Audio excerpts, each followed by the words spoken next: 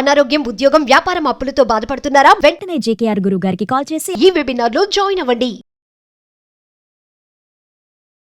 ప్రతి ఒక్కరు వాడే పదమే ఏంటంటే బతుకుంటే విలువ తెలియదు నీకు, నేను చస్తే గానీ తెలియదు అన్నట్టు. నిజంగా నేను బతుకున్నాక ఎప్పటికీ విలువ తెలియదమ్మా. అదే చనిపోయిన తర్వాత ఆ చనిపోయిన వ్యక్తి వీళ్ళకు కళ్ళలోకి వస్తే మాత్రం అరే మా నాన్న కళ్ళలోకి వచ్చాడు, మా అత్త కళ్ళలోకి వచ్చింది, మా మామ కళ్ళలోకి వచ్చాడని ఏదో ఇంకా ఖుషిగా చెప్పుకుంటారు.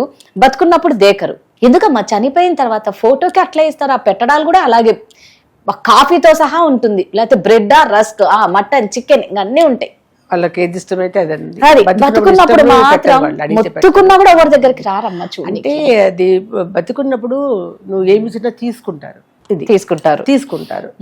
అందు ఆ పెట్టాల్సి వస్తుందని ఒక ఇదన్నమాట, బాధ్యత లేదు ఇది. చనిపోయిన తర్వాత నువ్వు చెప్తున్నారు కదా ఇప్పుడు కాఫీ, టీ కావచ్చు, స్వీట్లు, మాంసము అవన్నీ పెడుతున్నారు అంటే ఆ పటం తింటుందా? మళ్ళీ వీడే తింటాడు. నిజంగానే ఎంత అన్ని దేవుడి దగ్గర కూడా నైవేద్యం అని అన్ని పెట్టి అన్ని చేస్తాము. దేవుడు నిజంగా తింటే రోజు పెడతారా? అట్లనే ఇది కూడా, చనిపోయిన వాళ్ళు కూడా దేవుడితో సమానం. వాళ్ళే మనకు భౌతికంగా వచ్చి మనకు ఏమి చేయలేరు.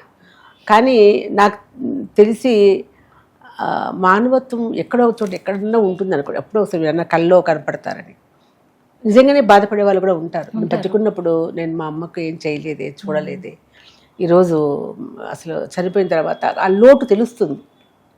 ఆ అగ్రెసివ్ అది తగ్గుతూ వస్తుంది అనమాట. బతుకున్నప్పుడు నేను నీతో కొట్లాడినా అనుకోరాదా, కోపము, వాడు సస్తే బాగుండు, వీడు సస్తే బాగుండు ఎన్నో చాలా మంది అనుకుంటాం. కానీ తర్వాత చనిపోయిన తర్వాత మన అది మనిషి కనిపించడు, మాట వినిపించదు, మనం భౌతికంగా వాళ్ళ దగ్గర ఉండలేము. మనము అవన్నీ పోయిన తర్వాత కొద్ది రోజులకు ఆ లోటు తెలుస్తూ వస్తుంది ఎవరికైనా కూడా. ఉన్నప్పుడు తెలియదు ఆ లోటు, మనుషులు లేని లోటు నిదానంగా తెలుస్తున్నప్పుడు అప్పుడు లోపల నుంచి బాగా బాధ వచ్చేస్తుంది. వాళ్ళు లేరే అనే బాధ వస్తుంది. బతుకున్నప్పుడు ఉండదు. ఎదురుగా ఉన్నప్పుడు ముఖ్యంగా ఈ ఆస్తులు ఇవన్నీ ఎక్కువ, ఈ గొడవలు రావడం అనేది ఆస్తుల గురించే ఎక్కువ వస్తున్నాయి అన్నమాట. ఇది అంతా కూడా అదే అనుకుంటున్నాం కదా, ఏదైనా కూడా ఒక స్వార్థం ఎక్కువైపోయింది మనిషిలో, పగ ఎక్కువైపోయింది. ఎంతసేపు నాది, నేను, నాకే కావాలా నీకు ఉండకూడదు, అది నీకెందుకు, అది నాకు ఇచ్చేసేయి అనే వాళ్ళని కూడా చూస్తున్నాను నేను. వాళ్ళకి ఎంతో ఉండొచ్చు, లక్షల కోట్లు ఉన్నా కూడా కొంతమందికి ఇంకా ఆశపోదనమాట. ఎదుటి వాళ్ళు అది నాకు ఇచ్చేసేయి, ఇది నాకు ఇచ్చేసేయి, నీకెందుకు అనే వాళ్ళని కూడా నేను చూశాను ఎంతోమందిని. అసలు నువ్వు బతుకున్నప్పుడు ఏ అనుభవించకుండా, ఇప్పుడు ఎంతో మనకు 1,000 ఎకరాల స్థలాలు ఉన్నాయి మనకి. నువ్వు ఎంత స్థలంలో నువ్వు పడుకుంటున్నావు? నీకు ఎన్నో, మీ ఇంట్లో ఒక 10 పడగదులు ఉంటాయి, 10 పడగదులు పడుకోవు కదా, ఒక గదిలోనే పడుకుంటావు కదా. మనము బస్తాలు బియ్యం ఉంటాయి, ఎన్ని ఉంటాయి మనకు. నీ కడుపుకి ఎంత కావాలో అంతే తింటావు కదా. ఎక్స్ట్రా నువ్వు పట్టుకొని ఉన్నాయి కదా అని తినలేవు కదా. బంగారు తింటావా, వెండి తింటావా, స్థలాలు తింటావా? ఏమీ తినవు కదా. కానీ ఎందుకు అంత మనిషికి కలియుగము కదా పెట్టేగిపోతుంది ఆశ, నాది అని స్వార్థం అంతే. ఎంత ఎదుటివాడు బాగుంటే చూడలేడు, వాడు ఎందుకు పైకి రావాలి, నేనే ఉండాలి ఎక్కడైతే చూసినా కూడా. అదొక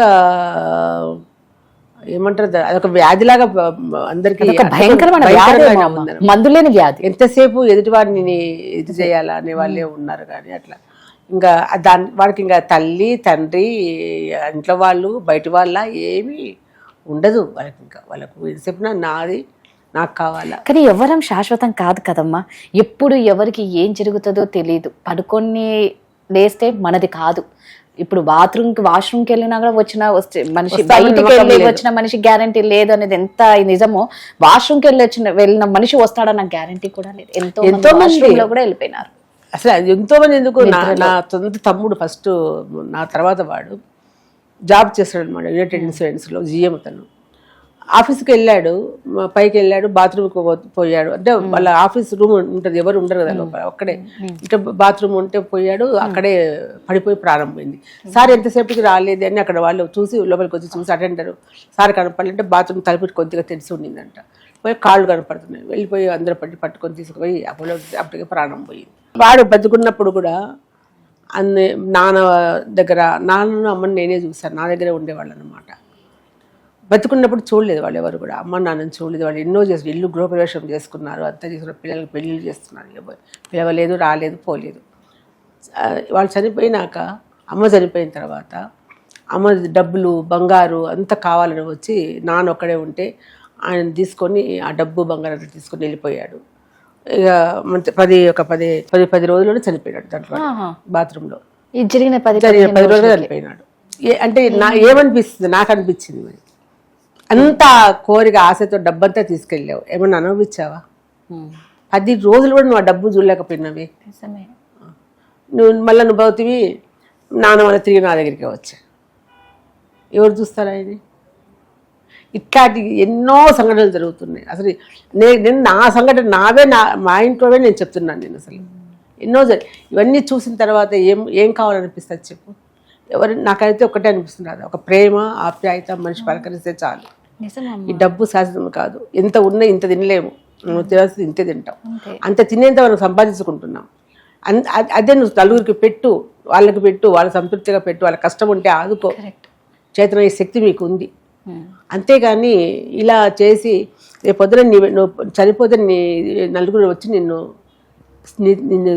శత్రువు కూడా అయ్యో పోయినారా సార్, అమ్మ పోయిందా, సార్ పోయినా, బాధపడేటట్లు నువ్వు బతుకు. నిజం. ఇప్పుడు అది పోయింది. ఇప్పుడు అసలు డబ్బు ప్రతి మనిషి డబ్బుతో కొంటున్నారు, ప్రతి మనిషి డబ్బుతో కొంటున్నారు.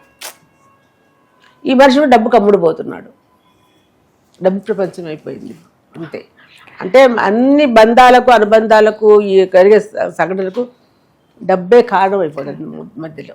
నిజంగా ఏది శాశ్వతం కాదు. మనం బాగా చూస్తూ ఉంటాం కార్డియాక్ అరెస్ట్ అని, డ్యాన్స్ ఇస్తూ చనిపోయిన వాళ్ళు, స్పీచ్ ఇస్తూ చనిపోయిన స్టూడెంట్స్, క్రికెట్ ఆడుతూ చనిపోయిన. ఇంత అంటే రేపు అన్నది గ్యారంటీ కాదు కదా. మరో సెకండ్, మరో నిమిషం కూడా మనది కానప్పుడు ఎందుకు మనిషిలో మానవత్వం నశిస్తుందని చాలా బాధేస్తుంది. ఎవరికన్నా అనారోగ్యంగా ఉన్నప్పుడు వెళ్ళి వాళ్ళను పలకరించి 4 ముద్దలు పెడితే మీకు వచ్చిన నష్టం ఏమీ లేదు, ఆ పుణ్యం మీకు ఎట్టూ ఉంటుంది. నేను ఎందుకు చెప్తున్నానంటే, చనిపోయిన తర్వాత ఓ అని ఏడుస్తూ ఫోటోలను చూసుకుంటూ బతుకున్నప్పుడు చూడన్న వాళ్ళు చనిపోయిన తర్వాత మీరు ఏడ్చినా ఏ లాభం ఉంటుంది? చూడండి, ప్రాణం ఉన్నప్పుడు మనుషుల్ని చూడడం నేర్చుకోండి. థ్యాంక్ యూ అమ్మా.